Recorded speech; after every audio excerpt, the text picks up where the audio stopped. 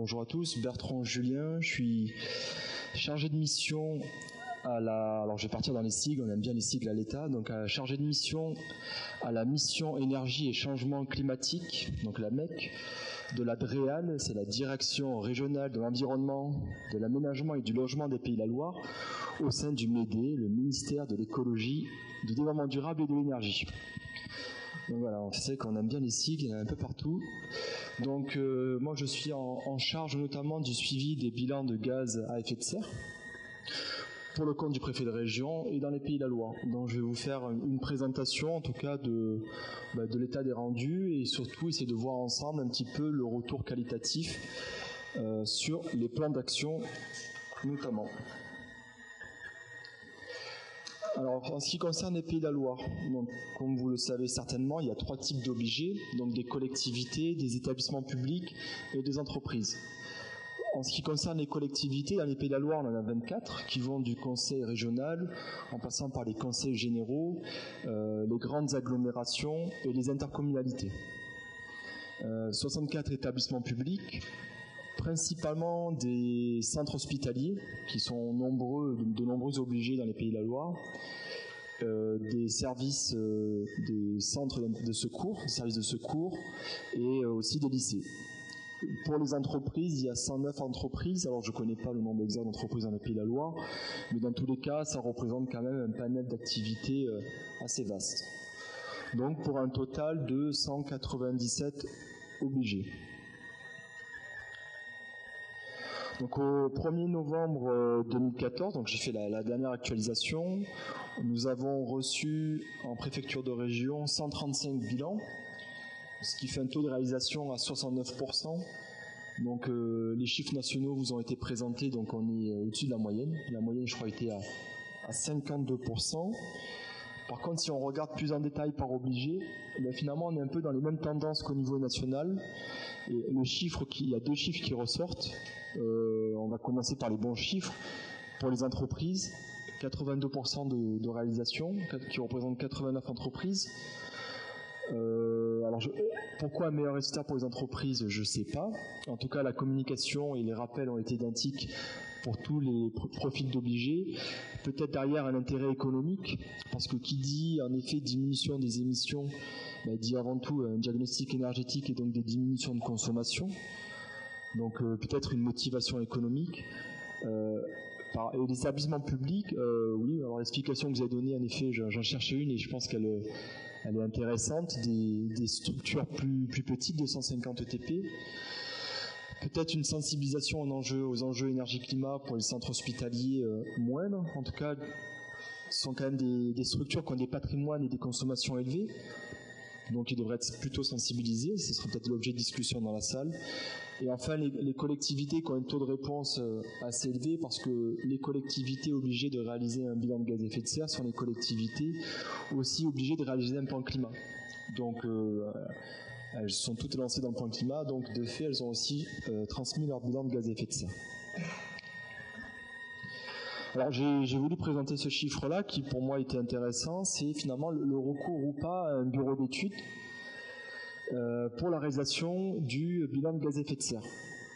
Alors c'est vrai qu'il y a des professionnels du Conseil carbone, alors je suppose que vous avez réalisé des diagnostics de bilan de gaz à effet de serre. En tout cas, les chiffres qui apparaissent sont que les collectivités ont eu plus souvent recours, donc 13 collectivités sur 17. Ça, c'est des chiffres sur ceux qui ont rendu leur bilan, qui ont eu recours à un bureau d'études. L'explication que j'ai, c'est sûrement, je pense que réaliser un bilan de gaz à effet de serre au niveau du patrimoine et de l'exercice des compétences d'une collectivité est assez complexe. Elles n'ont peut-être pas les ETP, les effectifs au sein de la structure pour réaliser ce travail quand même qui est complexe. Les entreprises et établissements publics ont réalisé la chose, on fait plutôt l'exercice du bilan de gaz à effet de serre, on va dire en régie, en interne. Alors les explications, peut-être par un souci économique, peut-être ils n'avaient peut-être pas suffisamment, ils ne voulaient pas dépenser énormément pour payer une prestation d'un bureau d'études, ou alors peut-être le recours à une formation moins chère qui leur a permis par la suite, dans ce cas-là, de réaliser l'étude en interne. Alors là, je vais vous présenter dans les présentations et les graphiques qui suivent l'analyse finalement des éléments d'un bilan de gaz à effet de serre. Juste pour information, j'ai limité mon analyse au seul bilan transmis par les entreprises et établissements publics, ce qui représente quand même 118 bilans sur les 135 fournis. Alors pourquoi cette restriction? C'est vrai que sur les bilans de gaz à effet de serre transmis par les collectivités, finalement, le plan d'action associé derrière, c'était plus un plan d'action territorial. Tandis que vraiment pour les entreprises et établissements publics, on avait à peu près les mêmes familles d'actions, donc l'analyse était plus simple. Et surtout, on avait une nomenclature, c'est ce que j'explique par la suite, une nomenclature d'activité française, le code NAF défini par l'INSEE, qui permet facilement de comparer les résultats par secteur d'activité, qu'on soit une entreprise ou un établissement public. Et à titre d'information, donc la nomenclature NAF, c'est plusieurs niveaux de précision. Le premier niveau macro sont les grandes familles d'activités, commerce, santé, etc. C'est ce qu'on appelle le niveau section que j'ai utilisé. On pouvait aller plus en détail avec des sous-groupes, des divisions, etc. Mais la comparaison n'était pas pertinente parce qu'on n'avait pas une représentativité dans tous les niveaux inférieurs. Désobligé en tout cas.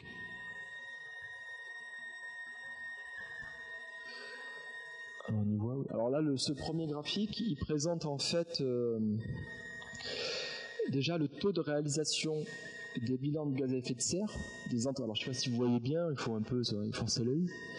Le taux de réalisation des bilans de gaz à effet de serre désobligés suivant le secteur d'activité et l'évaluation ou pas du scope 3. Concernant la réalisation des bilans, on constate là pour le secteur de la santé humaine et de l'action sociale, qui comprend le plus grand nombre d'obligés, établissements publics et entreprises. Et par contre, on voit que le taux de réalisation est vraiment bas, en dessous de la moyenne. Il fait partie d'un des taux les plus faibles sur le secteur d'activité. Je ne sais pas comment l'expliquer. Je sais qu'il y a beaucoup d'établissements publics, des centres hospitaliers qui sont là-dedans et qui n'ont pas transmis leur bilan. Donc voilà, peut-être une piste à creuser pour les inciter à réaliser leur bilan. Par contre, voilà, le deuxième secteur d'activité qui représente le plus grand nombre d'obligés, donc l'industrie manufacturière, a quant à lui, ce secteur, un taux de réalisation excellent, près de 88%. L'explication, je ne sais pas, peut-être je reviens, c'est qu'on a peu de retours pour l'instant. Une motivation d'ordre économique pour ce secteur-là où les consommations énergétiques sont importantes. Donc réaliser un bilan de gaz à effet de serre basé sur un diagnostic énergétique et un plan d'action pour limiter les émissions, donc les consommations. Et derrière une motivation économique à réaliser ce bilan. Donc voilà un petit peu les informations à retenir sur les taux de transmission. Si l'on s'intéresse au niveau d'émissions évaluées, donc comme l'a rappelé M. Croquette, l'obligation était uniquement sur le scope 1 et 2, mais l'on se rend compte que malgré tout, le scope 3, alors qui est représenté, ça c'est le nombre de bilans qui ont évalué le scope 3, donc en bleu clair, finalement, sur les 118 bilans transmis, on constate que 52 bilans, 52 obligés ont évalué le scope 3, donc les autres émissions indirectes. Peut-être pas la dizaine de catégories ou la supplémentaire, mais en tout cas au moins une catégorie supplémentaire du scope 3. Et surtout, donc la moyenne nationale c'est 30%, nous on a 44% d'obligés.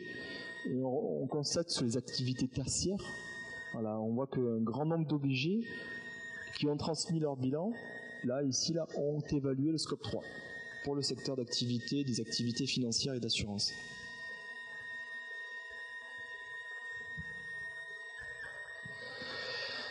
Alors je vais vous présenter un chiffre à interpréter, en tout cas à interpréter avec une grande précaution. C'est finalement le volume total des émissions calculées par les obligés des gestes entreprises, établissements publics. Le volume total des émissions est de 2200 kilotonnes de CO2. Donc, pour comparer, mais la comparaison est difficile parce que dans ce chiffre-là, on a du scope 1, du scope 2, du scope 3. comparé aux émissions régionales qui sont définies dans l'inventaire régional des consommations et des émissions de gaz à effet de serre qui est réalisé par l'association RPI La Loire, qui lui se limite au scope 1 et 2, ça représente 5,6% des émissions. Mais voilà, je ne sais même pas si on peut comparer, c'est pour donner un ordre de grandeur. Malgré tout, ce qu'on peut voir, c'est que finalement les principaux contributeurs aux émissions de gaz à effet de serre sont le secteur du transport et de l'entreposage. Alors déjà, il faut savoir que je crois que ça représente sur la famille des obligés que 6 obligés sur les 118, mais un volume d'émissions quand même assez élevé. On s'en doute pourquoi, avec des flottes de véhicules qui consomment essentiellement des énergies fossiles, donc des énergies fortement carbonées. Si on regarde du secteur du commerce, de la réparation d'automobiles et de motocycles, alors, on voit des émissions extrêmement importantes. Alors ça, c'est un cas particulier parce qu'on a une entreprise privée qui est dans le commerce, c'est la commerce de chaussures, qui a vraiment pris à bras ouverts cet exercice de réaliser un bilan de gaz à effet de serre, qui a même fait un bilan carbone et qui produit ces chaussures en Chine et donc qui a pris en compte les émissions dites de scope 3 liées à la fabrication des chaussures, le transport en bateau, et je crois que dans toute cette famille-là, elle représente plus de 80% d'émissions. C'est ce que disait monsieur Aflalo, voilà, c'est que on voit tout l'enjeu du scope 3 qui est quand même, c'est là où sont vraiment les gisements d'économie d'émissions de gaz à effet de serre.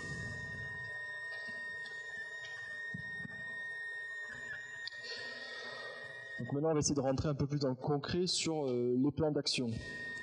Alors il faut savoir donc sur les 118 bilans qui ont été transmis par les obligés, en moyenne, le plan d'action comprend 3 à 4 on va dire, actions majeures. Des actions qu'on entend par actions majeures, ce sont des actions détaillées, avec derrière des objectifs chiffrés, même si ça n'arrive que très rarement, mais de temps en temps, on a des objectifs chiffrés, et quelques actions mineures, on va dire, qui sont écrites sur une ligne, où on ne comprend pas très bien ce que l'obligé entendait derrière comme action. Donc 3-4 actions en moyenne. Sur les 118 bilans qui ont été transmis, donc 3-4 actions en moyenne, et puis finalement on constate que les actions qui sont le plus souvent citées, ben voilà, en gros j'ai retenu une dizaine d'actions qui reviennent assez régulièrement, 13 précisément, que j'ai regroupées dans 5 grandes familles. Donc il y a énormément d'actions en lien avec le bâtiment. Donc là, vous pouvez les lire, ce sont les actions qui arrivent souvent, sont des propositions de travaux de rénovation du patrimoine immobilier, optimisation de la gestion énergétique des bâtiments avec la mise en place de régulateurs sur le chauffage, sur l'éclairage, sur les consommations électriques, l'optimisation de l'éclairage ou la proposition de réalisation d'un audit énergétique. Pour tout ce qui est la mobilité, on retrouve souvent l'optimisation des déplacements professionnels, donc à savoir visioconférence, covoiturage, visioconférence essentiellement, ou je ne me rappelle plus très bien d'autres sujets aussi, l'élaboration d'un plan de déplacement entreprise, l'optimisation et l'amélioration de la flotte de véhicules, donc voilà, remplacer un véhicule ancien par un véhicule plus performant, ce qu'on appelle propre, soit performant en termes de consommation, soit propre parce que véhicule décarboné, et la mise en place et la promotion du covoiturage et la formation de l'éco-conduite et d'autres actions. L'analyse qu'on peut faire de ce graphique, c'est que finalement, parmi les actions qui reviennent le plus souvent sont des actions en lien avec le bâtiment et la mobilité. L'interprétation que j'ai en tout cas moi de ce résultat, c'est que déjà c'est d'une part c'est là où sont les plus gros gisements en termes d'économie de gaz à effet de serre, et puis la deuxième explication que j'ai, c'est que finalement les actions qui sont proposées dans ces deux grandes familles sont souvent des actions qui sont assez maîtrisées, où il y a des acteurs sur le marché qui peuvent facilement réaliser des travaux de rénovation ou réaliser des audits énergétiques. Donc finalement, ce sont des solutions connues et maîtrisées par, on va dire, l'ensemble des acteurs et qui sont donc précisées dans les plans d'action. Ce qui revient assez souvent aussi sont les actions en lien avec l'éco-responsabilité. Donc les politiques d'achat responsables et la mise en place de formation et de sensibilisation aux gestes économes. L'explication que j'ai, c'est que finalement, ce sont des actions qui nécessitent peu ou pas d'investissement financier de la part d'une entreprise ou d'un établissement public et qui permet d'avoir des résultats satisfaisants très rapidement. Alors, les process industriels, c'est un peu une niche, c'est surtout sur les activités industrielles. Donc, c'est ça qu'il y a peu d'actions.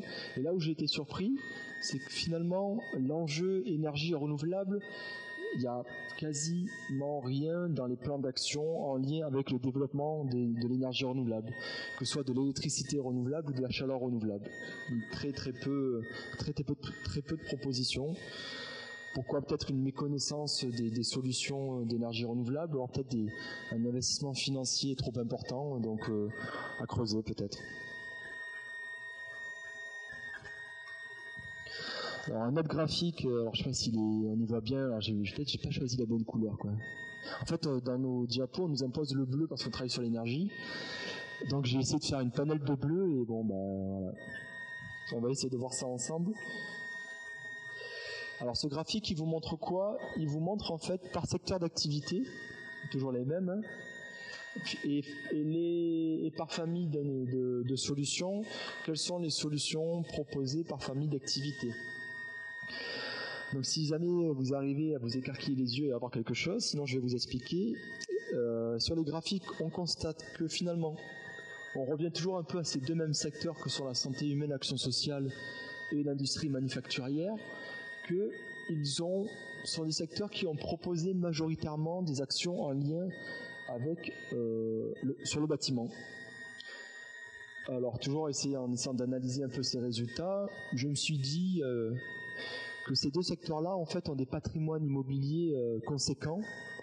On imagine les vieux centres hospitaliers d'après-guerre ou des années 70 qui ne sont pas du tout optimisés et qui ont des consommations énergétiques extrêmement élevées, où l'enjeu finalement de la réduction des consommations énergétiques est finalement un levier essentiel pour d'une part limiter les consommations et d'autre part limiter les émissions, d'où peut-être un panel d'actions en lien avec le bâtiment pour ces deux secteurs d'activité. Sur le process industriel, là on voit donc c'est ce que j'appelle une niche, c'est vraiment l'industrie manufacturière qui a des chaînes avec des machines-outils, etc. Donc ils proposent des actions pour diminuer leur consommation et donc les émissions associées. Si on fait un focus sur finalement tout ce qui est en lien avec l'administration publique et les activités financières et d'assurance, donc on va dire du tertiaire principalement, on a là plutôt des solutions de famille qui sont plutôt en lien avec la mobilité et l'éco-responsabilité.